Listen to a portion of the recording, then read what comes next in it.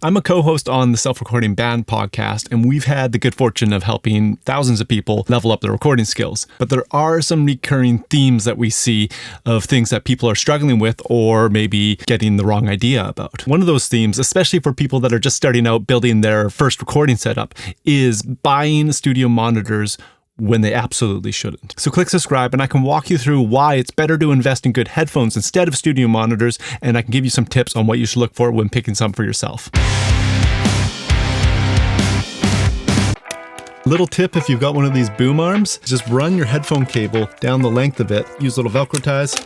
Now I've got a headphone hanger and my headphones are always right where I want them. It's great. The first reason buying studio monitors is a bad idea is related to the topic of my last video, and that's about acoustic treatment. If you haven't checked that out, there should be a tile up there for you. Here's what I mean. A good studio monitor, no matter how expensive it is worthless in a bad room. So if you think about it, when we are buying expensive studio monitors, we're buying them because they are very accurate. But if the room around us is not accurate and is causing all sorts of changes to what we're hearing by the time it reaches our ears, that is a huge problem. So our speakers might be incredibly nice, doing a great job at reproducing what we want them to, but the room is ruining it before it has a chance to get to us. To be very clear on how much I think this matters, I would rather use really terrible studio monitors in a great, well-treated room instead of great studio monitors in a terrible, untreated room. The second reason I recommend headphones over studio monitors comes down to budget and the bang for buck of that budget. Recording gear has never been more affordable than it is right now. It's kind of amazing how good the stuff you can get for very little is, but it's still gonna be expensive by the time you're done. You're gonna end up spending a lot of money on a lot of things.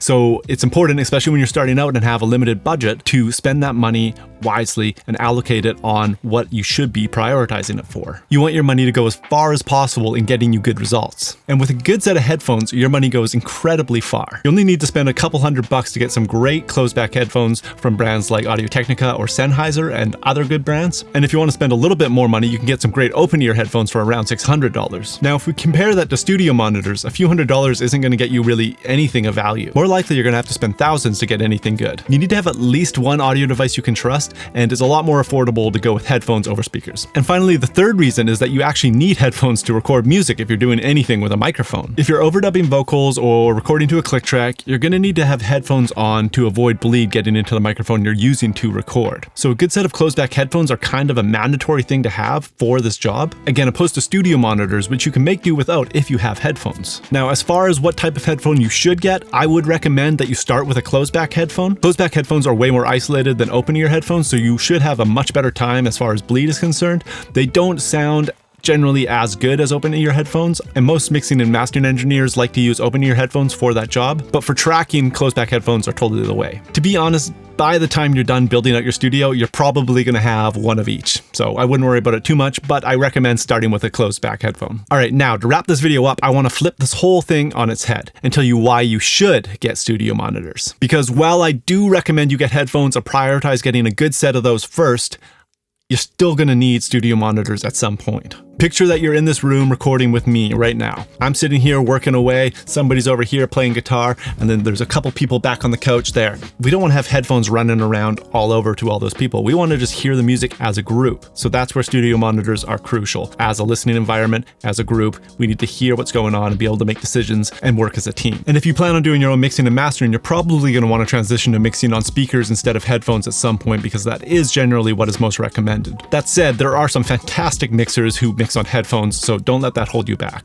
Definitely prioritize getting a good set of headphones first, but you're also going to want to make sure you have some room left in the budget to get a couple speakers as well. And everybody forgets this, but you're going to need 2 sets of headphones, because at some point you're going to be sitting here working and engineering and have somebody else playing, and they need to have headphones too. You don't both have to have super nice headphones, but you should have one set at least. So again, get a good set of headphones and then a bang for buck set of monitors, not the other way around. And if you think you'd benefit from some one-on-one coaching to help you level up your recording skills, do check out the link down below in my description. You can get yourself a free coaching call with the Self-Recording Band Academy. Also, check out the Self-Recording Band podcast while you're at it. I personally recommend these Audio-Technica M50Xs for first-timers. They're great bang for buck. And don't forget to click subscribe and give this video a thumbs up. It is super appreciated. As always, thank you so much for watching, and until next time, have fun.